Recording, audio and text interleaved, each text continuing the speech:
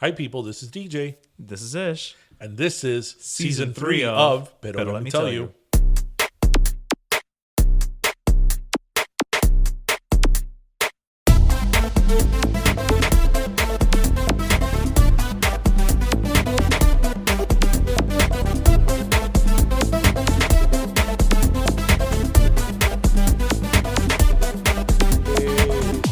Makes me want to stay. You don't like them?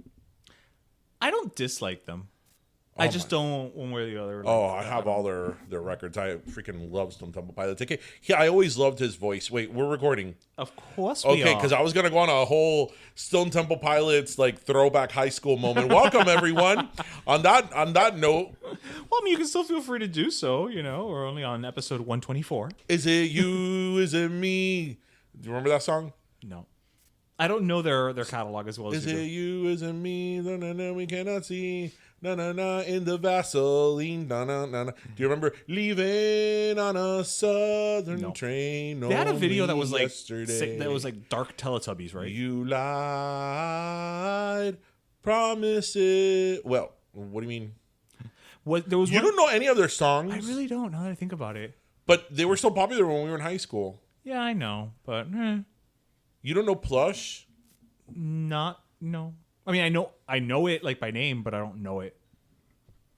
It's funny because Yeah, I think Sarah Michelle Gellar did one of their videos.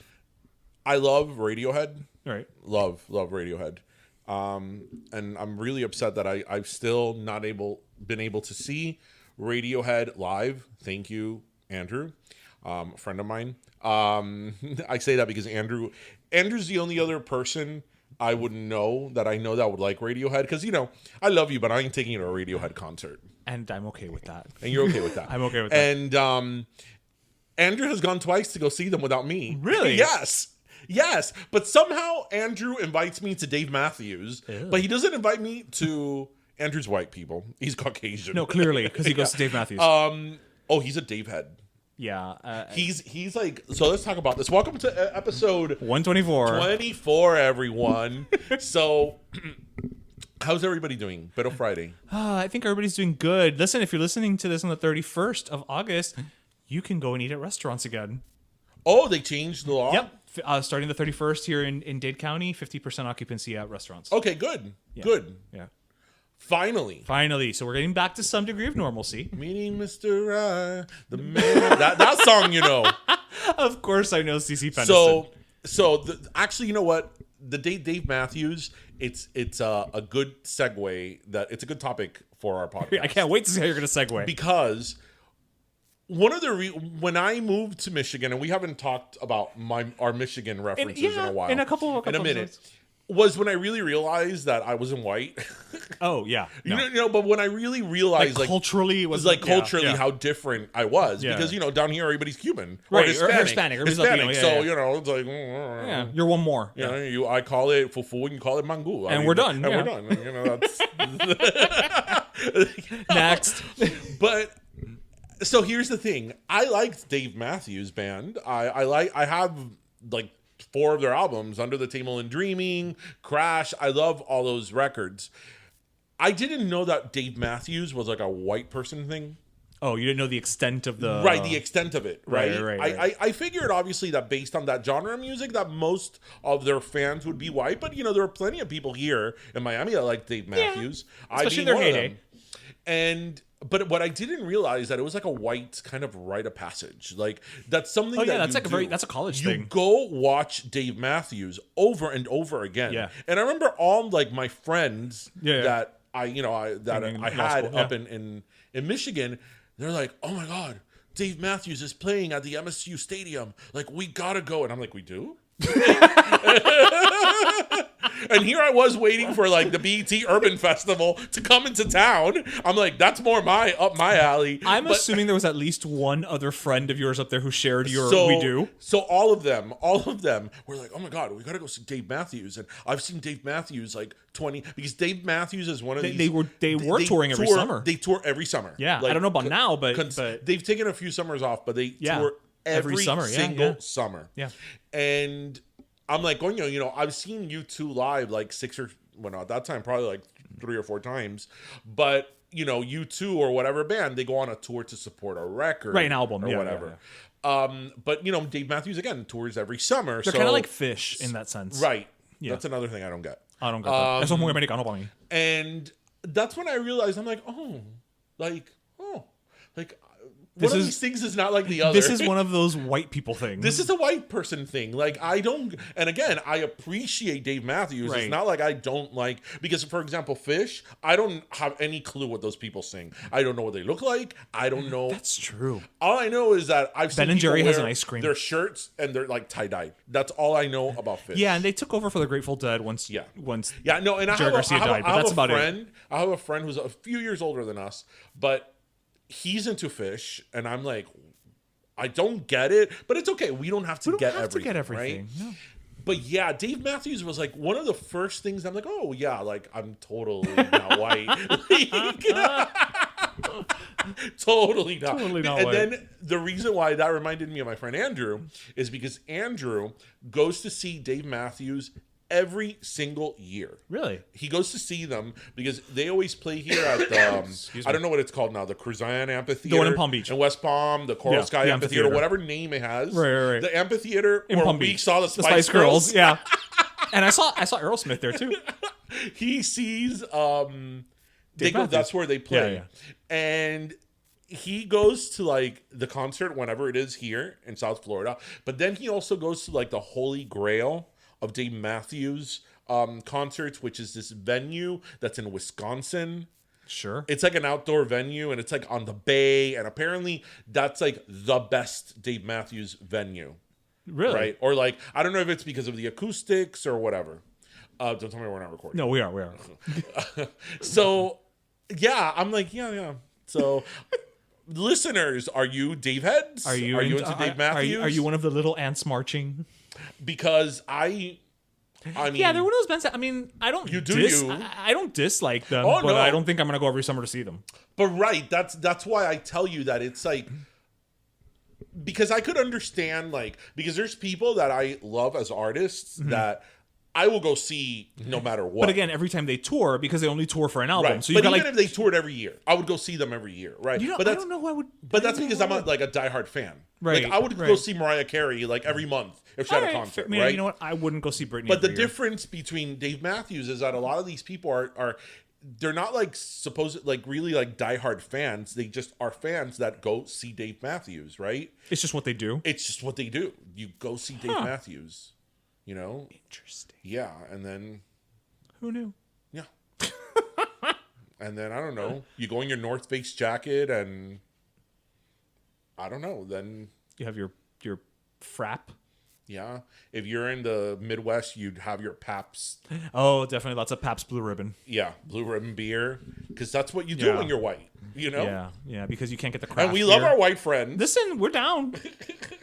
we're down with white. Some of my best friends, my friends from law school are among my dearest, closest I love people that. that I love. I love that. Some of my best friends are white. Oh my God, I sound like that person. Yes. I have a black friend. I'm not racist. I have a black friend. It's like, really? Like, is your black friend, are you really friends with them? Or do they just come once a month to your Mary Kay, Right, your product Tupperware line? party. Right, really? yeah. Like, do you call her? Like, do you know about? Have you been to their home? Right. That to me, that's how you can. Would if you're you a be friend. invited to the cookout? Yes, or like a baptism or some Right. type of event. Right. Yeah. So no, but my friends from law school, I and do. I love them. They're awesome people. But yeah, that's when I discovered I'm like, no, this is not my No, this is not my area, this is my not of my expertise. thing.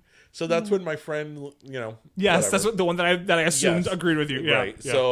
So yeah, guys. So what went on this week, Dime? Well, I don't know about what on this week, but as some of you may know, because you may have seen me, I was on MSNBC last week. You were. Okay, can we I give them a was- little preface as to why? Well, yeah, no, I we was have not to. We have on to give them. MSNBC? Yeah, exactly. Yeah, so it's not like they came to me and they're just like, wow, Ish, you're clearly the voice of reason on Pero Let Me Tell You. We must have you on our panel. Right. So I'm gonna start. Not at all. I was choice B. No, well, okay. So this is what happened. So our good friend Cherie Cancio from the Cuba One Foundation, yes. she had posted something about it because I'm part of like a group that she's part of, and she knows I'm very political, and she I love this rocking chair that we're doing. You look so comfortable. So just to our listeners, a little sidetrack. We usually record in our studio, our table and our whole setup. The table is in use for a project I'm doing. The studio's in a little bit of flux today. So we're sitting on chairs. Well, we always sit on chairs, but we don't have a table. So I'm like in this rocking chair, and I'm like loving it. Anyway, I think this should be our new setup. But anyway. Yeah, you kind of look like the cover of that Tori Amos album. Boys for Pele. Boys for Pele, yeah. Oh, I caught a little light sneeze. Anyway, so Cherie, contacts me, and I'm like, yeah, I would love to. They're looking for a panelist. They're looking for a panelist. To talk about. I contacted her, whatever. Yeah. So I get a call from MSNBC, and the guy was great, and he kind of did a little bit of a pre-screening interview with me. Yeah, because what they wanted was it was the night of the wait. Oh, okay, No. okay. I'll get there. Got it. So he did a little bit of a pre-screening with me, and what he had told me was that the night of the Biden speech for the Democratic National Convention, which was last week, they wanted a small panel of people to watch the speech, and then after they were going to kind of interview them on their thoughts. And the people kind of that they wanted were Cuban American, because the Cuban American vote is so complex, and people that either were undecided or at one point were Republicans or at one point were Trump people, whatever. So the guy starts to kind of interview me, and he was looking at my personal Instagram, DJ Borges 19, and he's like, I could tell that you're a Biden supporter. And I'm like, wow. I'm like, mijito, I've been a registered Democrat my entire adult life. Yeah. Right? I've never no surprises faltered. here. Yeah, no surprise. And he's like, oh, you're great, and you're like, you have good energy. But see, we're looking for someone who wouldn't be like the typical, like somebody that, is on the fence. He's like, I'm pretty much looking for a unicorn. And I'm like, well. Enter if me. You are looking for a unicorn. I have just the person to recommend. And enter you. So there you go. So then unicorn. I get the call, and I put my horn down. And he's talking to me, and even at that time though, he's like, I would tell him, I used to be registered Republican, I'm an independent now, etc., so on and so forth. He's like, look, the fact is, I'm talking to you, you're intelligent, you can carry a conversation, you'll be good on camera, but I don't necessarily know that you're undecided enough for us, right? And I was like, well, this is what it is. You know what? Just let me know. Literally, at one point I even texted him because I was like, look, I just need you to let me know like today before 5, because if I have to go tomorrow, which is Thursday, that means that I'm going to have to record the podcast on Wednesday, so I need to make arrangements. Mm-hmm. I literally told him that. So he calls me back with the reporter. So actually, the guy who's doing the screening, I think he's probably the producer, Dan. He calls me back with Ellison Barber, who's the reporter that was interviewing us. And it's funny because at first, there was another better candidate. They had actually found a kid who was 18, just turned 18. He's about to vote in his first election, was a Trump supporter. Now, because of the way he handled COVID, has changed his mind. But the kid just didn't want to be on TV. And I was like, are you kidding me? What do you like, want to be on TV? I'm like, I may be a unicorn, but that's like a unicorn with glitter. Like, that's, next level. So whatever, they asked me to participate, and I went. It was at a place here called Gramps. It's in the Wynwood district, for those of you who've been there. It was a little weird to be there, though, because it was just us, the reporter, and like the cameraman, and some like 3 people from Gramps. And again, I've been at Gramps for so many events, and it's just always packed, and it just, to see it empty and like dead like that on a Thursday night when it would have been totally hopping. Mm-hmm. It was a little sad, but bueno, they they fed us. I will post a picture of all of the food that they gave us. It was delicious, and we watched I was gonna say the debate. We watched the acceptance speech, and I even took some notes and all that. And then they interviewed us. You took notes. I love it. I did take notes. They interviewed us. It's funny because the Biden started actually late. So at first they had told us, we're gonna be out of here by 11:30. Well, no, I didn't get home until like 1:15 in the morning. And what I posted, what we posted was about like a 3-minute segment, give or take. We were interviewing and talking for like a good 30 to 40 minutes to get down to a 3-minute segment. It was fun. And I will say, Ellison, she was fantastic. The one thing I will say, and I will put this out into the world, she really thought that myself and the other two panelists, Peter Gonzalez and Janet Hernandez, shout out to both, were fantastic. She did say that they will be coming back to Miami as the election continues, and they may need people. So maybe this time it was me, maybe next time it'll be you, maybe next time it'll be both. I don't know. When you're told that you are too liberal by MSNBC, yeah, you need to kind of assess certain things in your life. Because that's pretty much what happened. I was too liberal for They MSNBC. said it without saying it. Yeah, I was like, okay. Yeah. I'm like, okay. But if you need anything from me, and we have a podcast where we talk about politics. Yeah. It's not a political podcast, but it's funny because the next day when they aired it, because it wasn't live, when they aired it, I saw that Ellison was standing in front of a boob, and I texted her, and I was just like, hey, oh my God, if you're in front of a boob, eat there. But she's like, no, they're closed or whatever. I'm like, okay, so it's a little bit of ways, but you have to go to Sandwich, and she did, and she loved it. Oh yeah, yeah, she went, and she loved it. So to our friends at Sandwich, yeah. So no, and I, the parts of your interview, I guess that they aired were, what the points you made were very true. They were, in terms of substance and all that, were very on point, which is what I feel, is what voters are, especially undecided voters, are looking for. I will say I felt a little like, not dumb, but I felt a little like, ooh, because the girl Janet, she actually, it's her first election that she's voting in. She's 18. She's starting Harvard, and Peter is a lawyer who I think studied at Duke, if I remember correctly. So What's special about lawyers? Well, but the Duke part is what So I was like, I feel slightly less intelligent than you people, like by default. Whatever. No, they were nice. They weren't mean. But I'm just saying, again, internal complejos, right? I love lawyer jokes. Do you? I do. I love lawyer jokes because most of them are true. There's truth in the humor. And I could say that because you're a lawyer.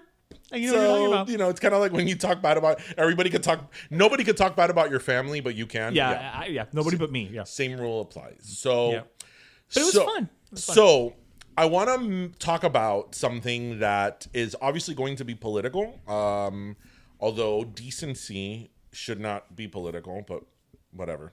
Okay. So, as we know, the the Republican National Convention is this week. Have you watched? I have not, and really for the same reason that I didn't watch, aside from the Biden speech, I didn't watch any of the Democratic convention, like I told you. I don't care. Like a whole week. I literally just want to see the nominee. The nominees give their speech and call it a day. Like, I don't care what the first ladies have to say. So, as you know, I've always watched these things. I live and breathe. You're a political junkie. Yes. And, I give credit to both conventions. I mean, they're doing the best they can with what they have. Yeah. I mean, circumstances being what they are. Yeah. I've never been a fan. It was very weird to watch Biden, specifically Biden, his acceptance speech in front of nothing and no one. Yeah. Because it was a good speech. I liked it. But it was clearly missing that. But what was nice about the Biden one, which I don't know if Trump will do something similar as we record on Fake Friday. Right. Well, he's going to do it tonight. Yeah. Was that the Biden one after, I don't know if you were able to see, he kind of went outside of the venue. Oh, when they looked like the Purge? Well, no, and the cars were there. Oh, no, I'm talking about when they were literally standing in front. I get it was nighttime and whatever, but they were standing in front of that giant American flag, and they were lit from underneath, wearing the black masks, and it looked like the Purge. Well, that's not what I thought. I thought, that the parking lot was filled with people in their cars, and they had. So I was like, they did the best thing. Again, they did the best they could with what they had. So it'll be interesting to see how Trump does it. I spoke about this last week in terms of campaign. What are we talking about? Campaigning, conventions. Conventions. What other C words can I come up with? I think that, especially in this election, I think that people's minds are made up. Trump people are going to vote for Trump no matter what. Yeah. And Biden then, people are going to vote for Biden. And well, I don't even see it as Biden people that are well, gonna true. vote for Trump Biden. people are going to vote for Trump. That's it. Right. Trump people are going to vote for Trump, and then there's everybody else. Right. So I don't really think it's a matter of changing opinions. I have never been. It's essentially engaging people who didn't vote last I've time. never been a fan in conventions of character speakers. Because, like, what are your kids going to say about you? Right. What is your wife going to say about who you? Like, who cares? Like, what Yeah, it's like, is your wife the potential first lady of this country going to come out and say how you are an asshole and irrational and all that? No. He dismisses all of my opinions. I've never really cared when people bring up their wives and it's like, oh, we met at a summer day and that's cute. That's cute for Ellen. It's like, I don't care. That's cute for Ellen. I don't care about that. It's like, tell me as a first lady what initiative you would take. And even that, I don't care. No, I do care. I do care because because I'm not electing her. I'm not electing her, but at least I know what I'm getting if he is elected. Right? So whether it's literacy, health, whatever, tell me, look, if I were to be the potential first lady, something that's very near and dear to my heart is, let's say, autism. Right. I will try to set up a foundation, whatever, go on. So in this convention, one of the, moments that have now been kind of, become infamous. When Kimberly Guillotine. The one with the black, Junior's wife. Wife or girlfriend? Or girlfriend. I don't understand. I saw it. Okay, I didn't see it. I saw it, and again, and even though obviously I've stated here my political leanings, they're very clear what they are. I do watch the Republican National Convention because you have to have, if you're going to have an opinion on something, you have to have an informed opinion throughout, unbiased as well, based on what you're seeing. Well, you yourself, not third party. Right, you have to watch it because then I'm not going to be talking crap about the speeches at the Republican National Convention if I didn't watch it. Right. Well, yeah. Right. Because you're talking about it through somebody else's filter. So Melania Trump gave her speech earlier this week, and just like Castro. That's stupid. I've seen the things and all that. Whatever. It's she. You know what? She's a very striking woman. She's very beautiful, gorgeous. and she looks gorgeous in whatever you put her in. So I don't wear whatever you want to wear. I don't care. There's too much going on in the world to be nitpicking what she wears. Her wardrobe. Except when she went to Africa, but that's another story. But anyway, back to her. She gave her speech about Donald Trump, and of course, it was great. It was wonderful. Again, what we expect from the wife of the president to give. The wife of any candidate, yeah. So, have you heard the whole Bette Midler thing? No. Oh, okay. So, in response to that, to Melania's speech. To Melania's speech, Bette Midler tweeted, "Oh, good God, she still can't speak English." Okay, because of her accent. That's offensive. Right? Because of her accent. So, yeah. That's offensive. That's offensive. So, let's talk about that for a minute. So, I love Bette Midler. I mean, she's an icon. She's great. I find it really offensive because, I mean, this goes without saying that a vast majority of the population and of citizens of this country are immigrants who have thick accents. Whether they're thick or not thick, English they may have not be an their first accent, language. And right.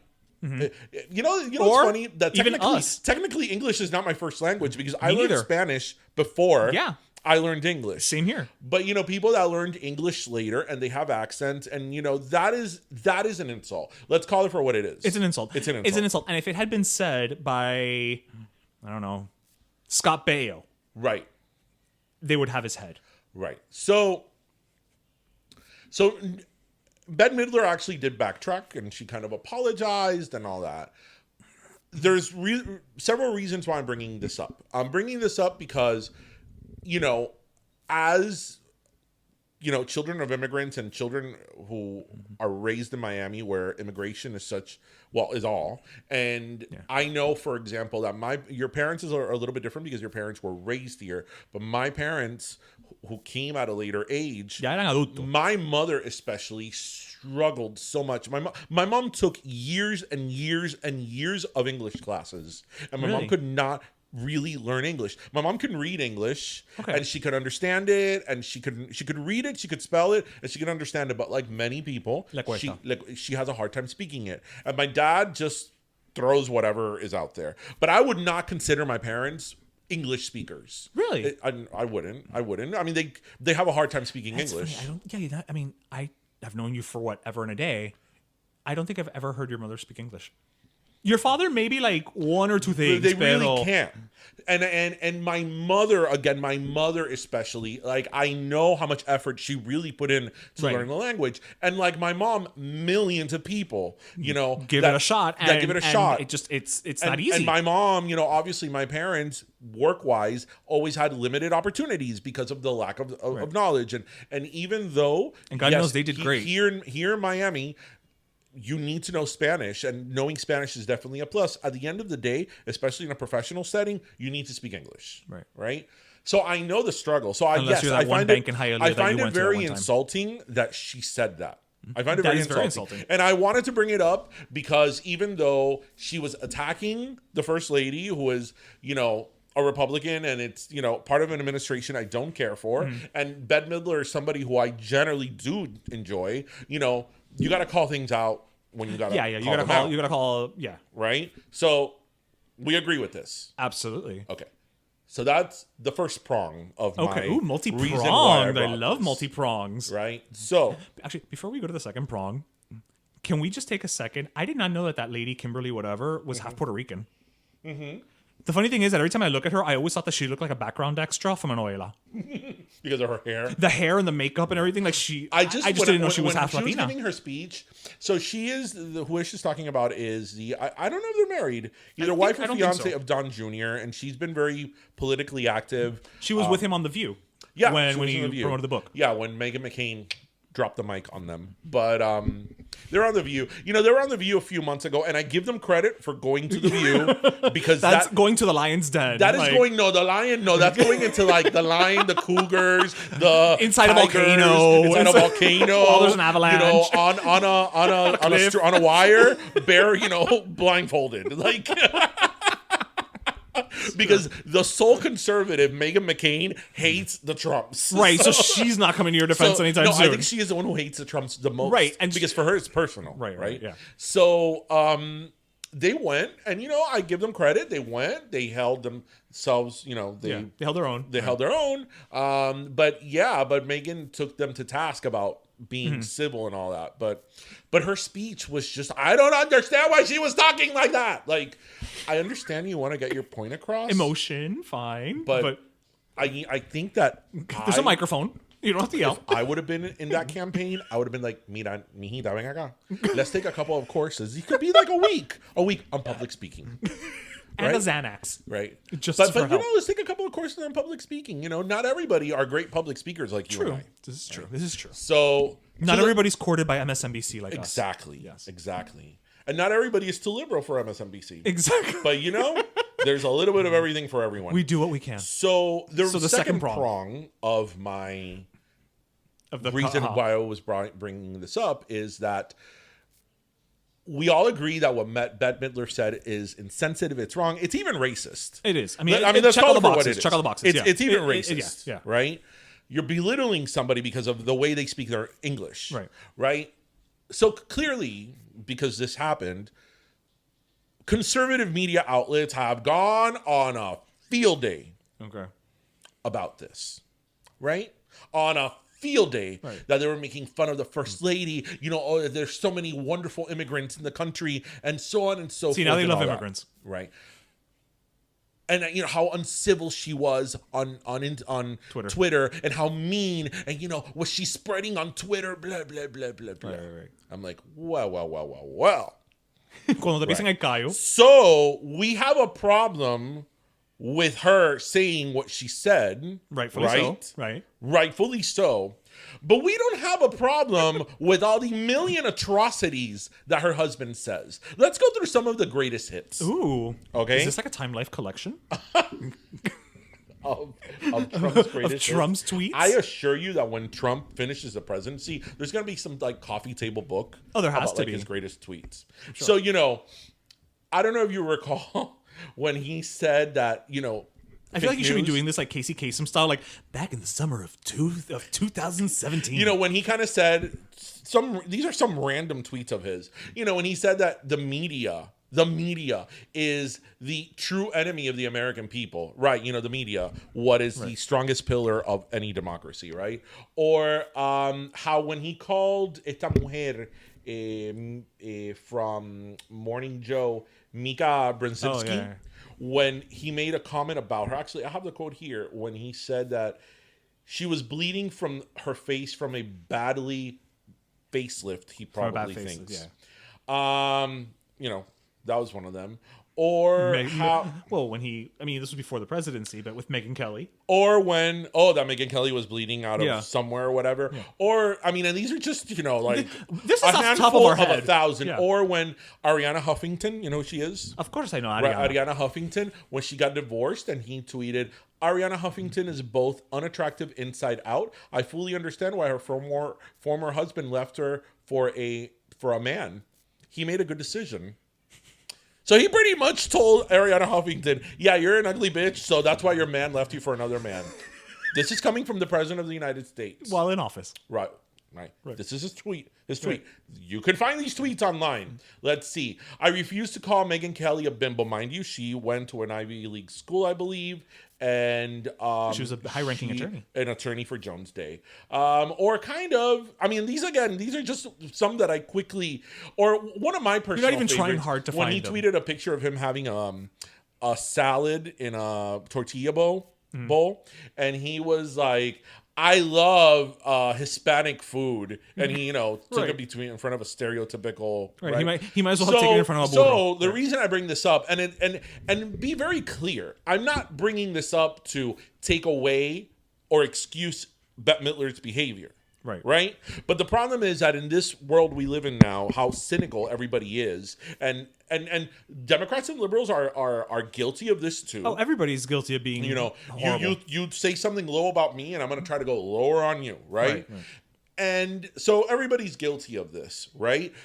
But I just think it's interesting that when something like this happened, when somebody who like Bette Midler, who probably has criticized the president before and is liberal, says something inappropriate and wrong and racist, she is called out and deemed the worst person in the world. But when he says all those terrible, awful things, let's not even talk about all the awful things he has said about elected officials. He's called Nancy Pelosi a dog. Didn't he call somebody a son of a bitch in one of his tweets? He called the NFL. Yeah, he called him a son of a. He called him a son of a bitch while he was the president. Right. So no, but that we're not going to talk about that. We're going to leave that out. Oh, that doesn't matter. No, that's not what he meant. That's not what he meant. No, or my personal what is favorite. It? What is it? That's not what he meant. No, you misunderstood him. Right. Or no. Okay, you know why I like him? Because he says it like it is. I like Trump because he says it like it is. It's so funny because I always, whenever people tell me that, like, I'm like, okay. Have you ever had to work in an office with somebody who, quote unquote, tells it like it is? Right. That person doesn't last more than a couple of months because HR will have a field day with them. I don't know. To quote the song Class from the musical Chicago, whatever happened to class? You know what? And it's not because it's Michelle Obama. I know you don't care for Michelle Obama, but I do believe whether you like her or not, but whether you like her or not, I don't even care that she said it. It could have been whoever. It's the sentiment. It could have been a Trump who said it. I don't care. Right. What she said about when they go low, we go high. I think that that's something that everybody should practice because in this world that everybody's attacking themselves on social media, not just about politics, but about anything. Right. It's like you need to step outside of the situation and just be like, I'm better than this. Like, we are better than this. Right. And just people get caught up. That's what happens. They get caught up. They get caught up, and then it becomes. Like you said, you go low. I'm going to go lower. I'm going to go lower. I'm going to go lower. But the problem is that we don't see it as going lower. We see it as one-upping. Right.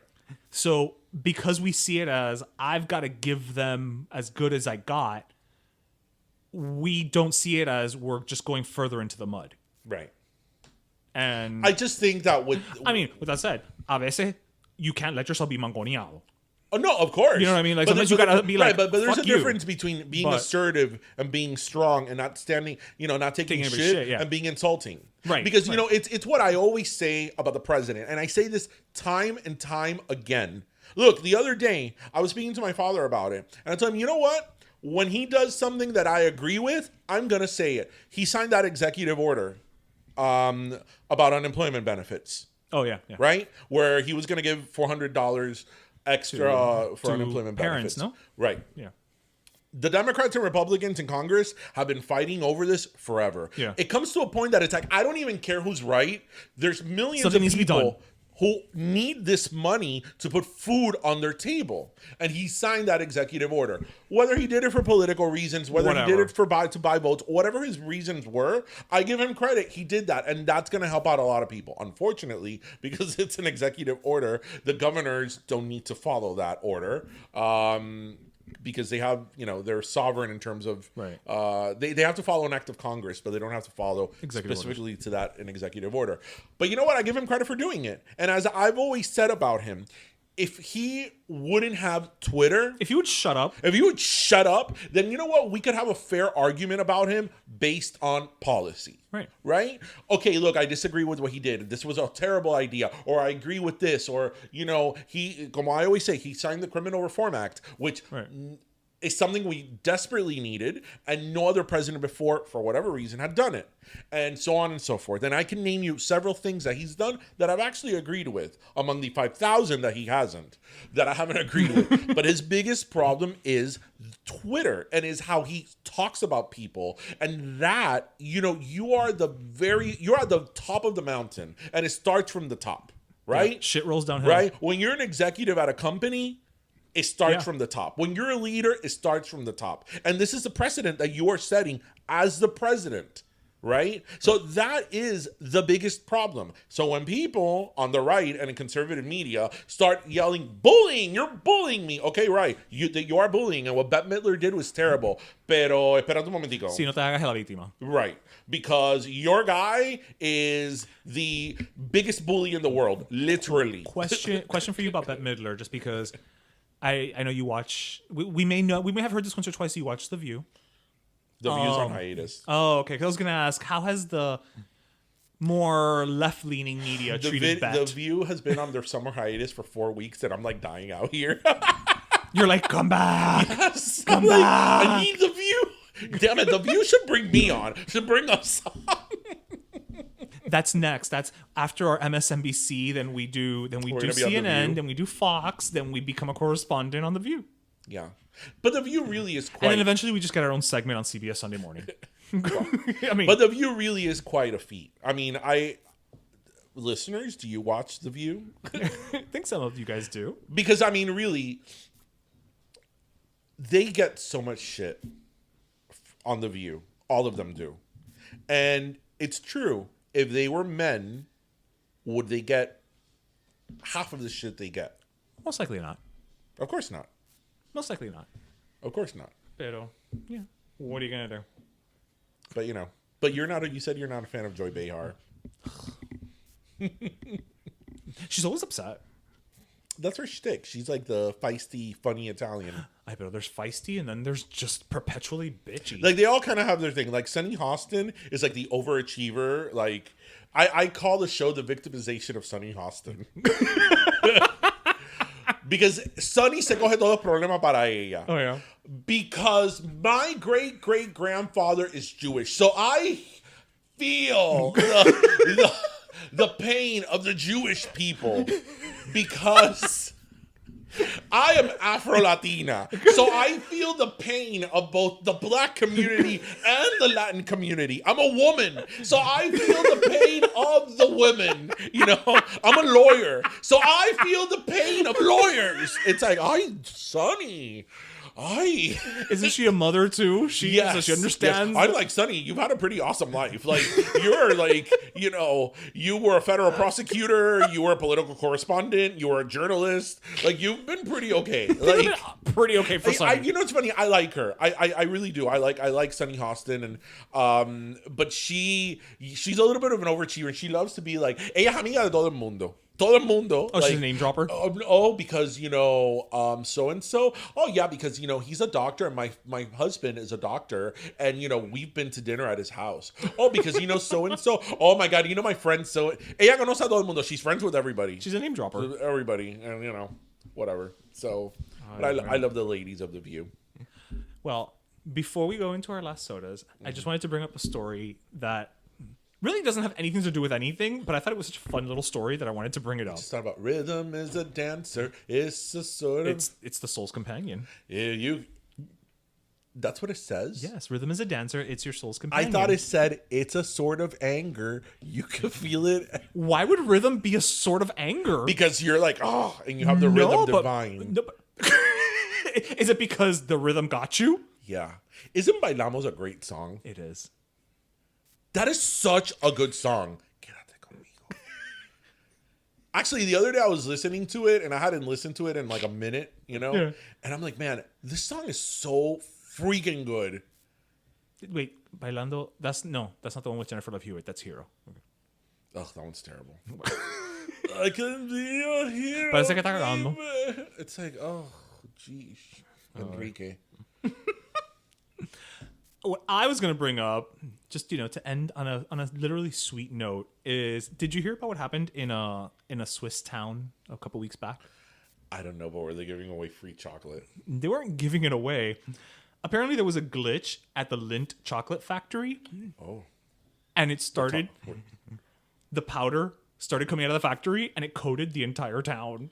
Can you imagine coming out to chocolate snow and having it on your car? How does it start? Come with me and you'll see how you'll be in a world of pure imagination. I'll be like, oh wait, and no, and it's Swiss because right. It's the good chocolate. Yes. Yeah. No, and Willy Wonka was shot in I don't know where the hell it was in some alpine somewhere with mountains. Yes. Wow. Can you imagine walking out of your house and being like, there's so much soot? And then you go to wipe it off and you're like, it's chocolate. Let's lick it off the car. I would have been so fat that day. Well, but it's the cocoa, right? Who cares? I don't know. It was maybe the cocoa or I know it was the dusting. 1 second, I can find that out. So, there was a minor defect in the cooling ventilation for a line of roasted cocoa nibs in its factory. So there was strong winds, and the powder spread around the immediate vicinity of the factory, leaving a coating of cocoa.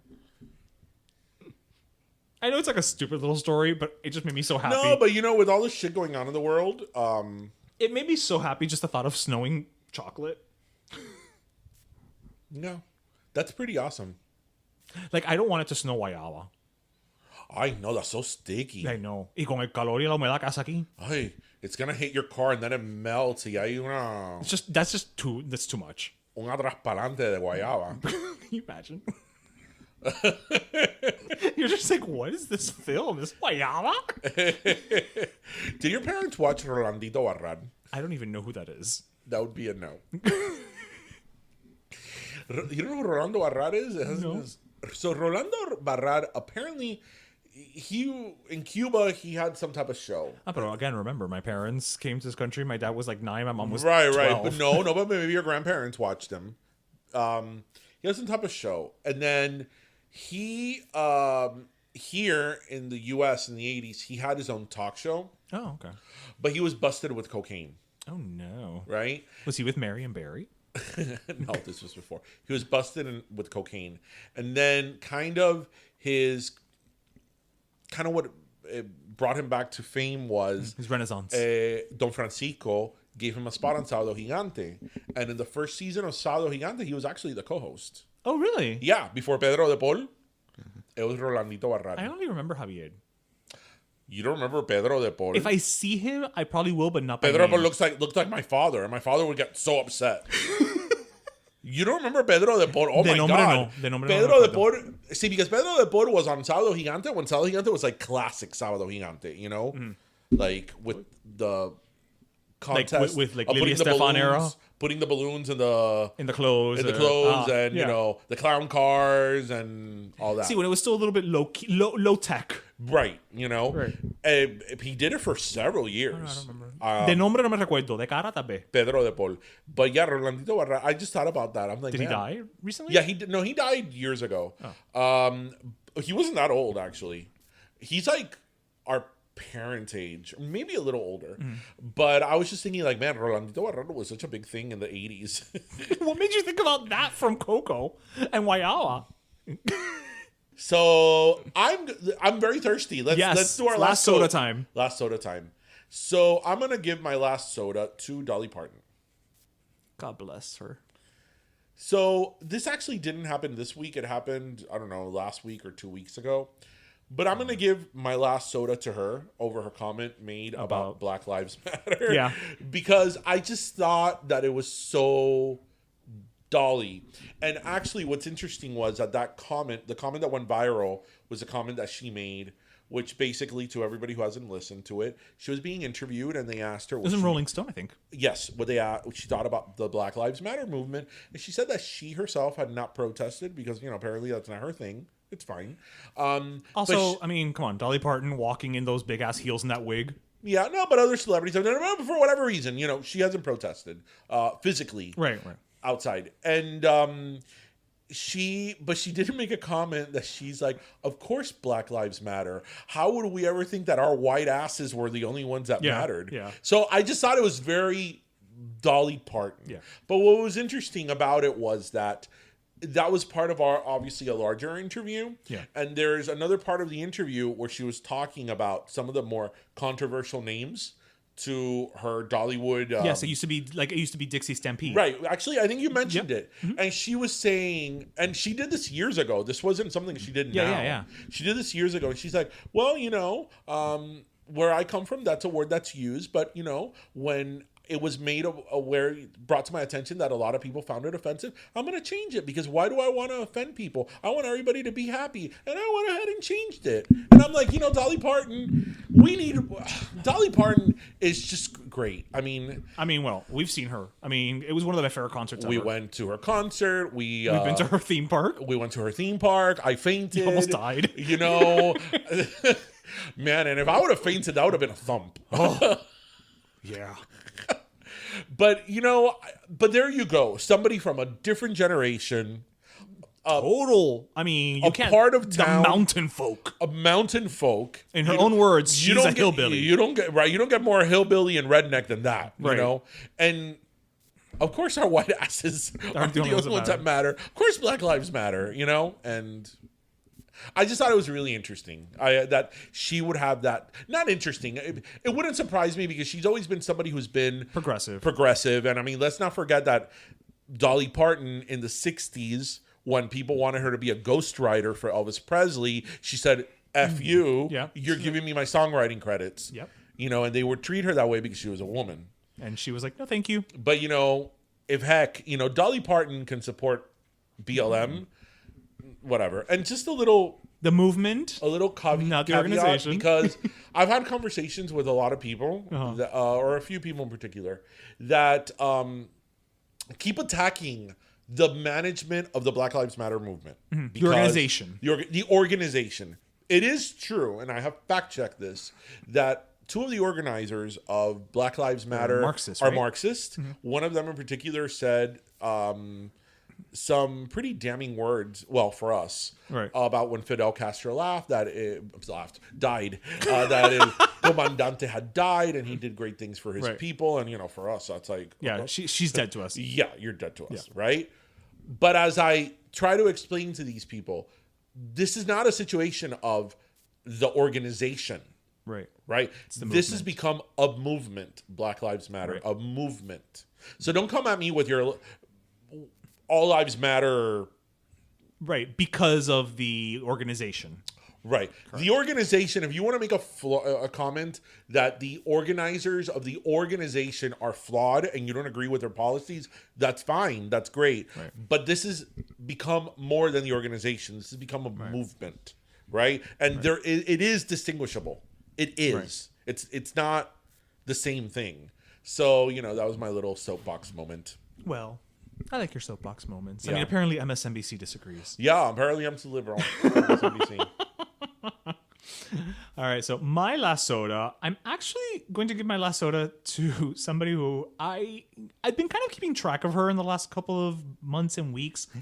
And ideally, I would love to have her on the show. I don't know that she would ever do our show. I don't know how to get a hold of her. But if anybody out there knows, that's kind of why I'm saying this.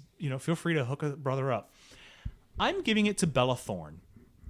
Do you know who Bella Thorne is? Bella Thorne was Zendaya's co-host on that Disney Channel show, Gotta Shake It Up. Co-host, no, a co-star. She also did some singing. She did I think she had a show on E! She was in a movie with Adam Sandler and Drew Barrymore. So, she's an actor. She's 20-something. She's actually half Cuban. Okay. Her father, who passed away when she was, I think, like 6 or so, like he passed. She has an OnlyFans page? Well, this is why I'm giving her the last soda. In the last couple of years, I would say, she has really become like this uber, like, sexually liberated, woman. She directed and won an award for, basically, I don't want to call it a porn. She directed like an erotic film for Pornhub. She didn't star in it. It's called Her and Him. And just this week, she launched her own OnlyFans page, which in just 1 week has made $2 million. Wow. Now, they're saying that her page does not show any like full-on nudity or anything like that. So it makes me wonder what her OnlyFans page actually is showing. But if you figure that it's about $20 a month and she's made $2 million in just 1 week, Wow. I don't do quick math, but that's a shit ton of people. And for those of our listeners who don't know what OnlyFans is it's essentially a subscription service That's 100,000 people. Okay, I don't do math. MSNBC didn't hire me for my calculations. Man, it's just dropping zeros. Okay, go ahead. Oh, yeah, but that's like a lot of zeros and things and whatever.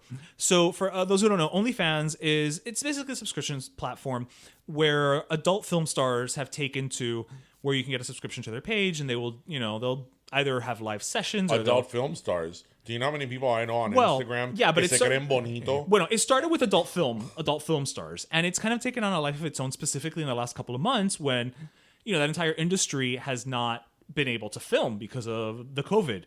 So, they have people on and they do scenes and whatever. The COVID. But but you're right. A lot of people have OnlyFans pages who I'm just like, okay, I don't want to see you with clothing on, much less without it. Or as a dear friend of mine would say, you have a healthy dose of self-confidence. Yeah, I mean, I'm pretty self-confident, and I don't think I'd start an OnlyFans page. Although, Please don't. luckily, la cosa no tan mala. Okay. It would be a very sad OnlyFans So she page. gets your last soda. She gets my last soda, and I would love to have her on the show because I feel this is a young woman who, she's also done a lot of other things where she's called on like Instagram to, block filters. She posts pictures of herself without makeup. She's always like, just embracing her natural beauty. She's been very upfront about, she's made allegations that she was sexually abused, that she's suffered from bulimia. She's kind of just not being the polished Disney star. And I think a lot of these kids who start off as Disney stars do varying degrees of that, pushing the envelope. Can't be tamed. She can't be tamed, but it's interesting to look at her in comparison to like the Zendaya of it all, right? Where they both came from the same era, and I just think that there's a little more realism with Bella Thorne. Well, yes, but I mean, maybe that's not who Zendaya is, Well, I don't think Zendaya has a personality, but that's Tampoco don't attack the girl. I like that. But that's neither here nor there. So yes, Bella Thorne. Well, there's our $2 million in a week. Wow. $2 sodas. million. Wow. Well, I mean, she's a big name. I didn't think she was $2 million in 1 week big. Well, but also a lot of people maybe joined because they were curious to see what it was. What she's gonna do. Yeah. Right. But now that she got their attention, she has to keep it up. That's the thing. Is what is it going to be? Yeah. Yeah. So cool. So bueno, that was episode 124. 124. We hope everybody had a great week. Happy Friday, pero Friday. To those of you who are getting ready to take the kids back to school, I commiserate. I don't have children, but Good luck. I'll let you know next week. Yes, let me know how that goes next Chronicles week. of Virtual School. Yes. It's funny because I just texted one of the parents. It's like, when do we have to do this? Because I don't know shit, but whatever. Anyway, we hope everybody listened, laughed, and learned. Remember to grab your croqueta, your pastelito, and your cafecito. Actually, I have one last story. Okay. One last. Okay. Because it's these So we're doing a stories- Cuban goodbye this episode? We're doing a Cuban goodbye. Okay. It is these stories that make me proud of our heritage and of living in Miami. Okay. Because this is wonderful and it's beautiful and it's Okay. culture. Oh my God, I'm excited. And we celebrate it. So last week I was at Ricky Bakery at 117th and Sunset. I'm gonna name drop. I'm gonna give the GPS location. DM us if you want the it. exact address. Because I was going to my parents' house and I took them, I want to take them a box of pastelito and croquetas As one does. One does on Sunday when they go to Yes. their parents' house.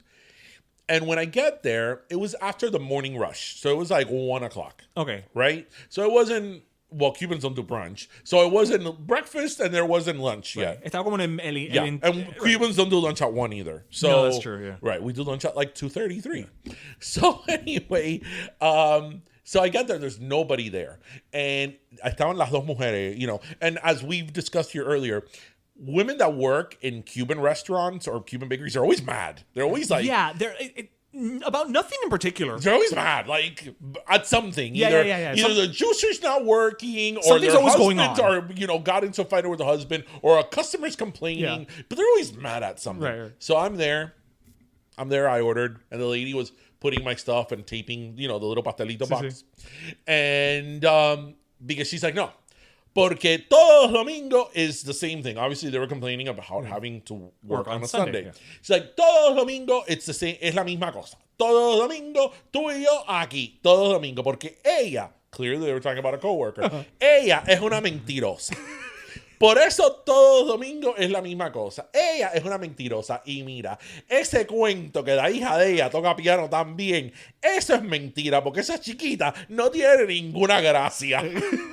And when she said that, I go, coño! Like, And she's saying this in front of a customer. She don't and they care. turned around and saw me, and then they stopped. And I was like, I am so happy to live in Miami. Like, I love this so much. Like, this should be recorded and put in the Smithsonian Museum as culturally appropriate. That Hispanic initiative that they're doing at the Smithsonian. now. Yes, because this is Miami. This is us. that.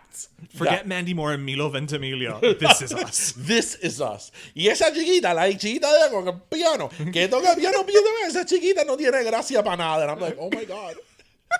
Because it couldn't be a feisty, mad old Cuban woman if it didn't get personal and start attacking the children. Oh yeah, no. Children or parents. Just pick And I'm one. sure that if her coworker would have walked in, ¡ay, Miriam! ¡Ay, qué buena tú estás! ¡Ay, mija, ¿y la niña cómo está? Ay, no te preocupes. Sí, yo te cubro el domingo. Sí, ¿y la niña cómo está? Ay, porque esa niña con el piano, qué gracia tiene esa Ay, ¿por qué tú no me niña. enseñas el video otra vez de ella Eso es tocando, una bendición de Dios. tocando los chopsticks? And I was like, yes, this is why I choose to stay here. This moment, as I love the story of you and La Palma, when you ordered the café con leche. the café con leche. Night. A esta hora de ordenar un café con leche. The waitress to the customer. Yeah. Great. And we were mad. We were mad. We were just like, that is all love. wonderful. That happened love. like 10 plus years ago, and I'm still telling the story. All love. So anyway, bueno, everybody. I already did the Yes. outro. Have a great weekend, everybody. Thank you again for joining us, and we'll catch up next week. All right, cuídense, mi gente. Bye. Bye.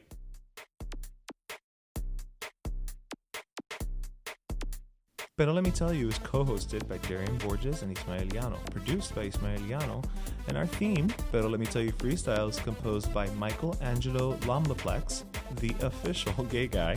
And don't forget to subscribe and leave us a review on iTunes.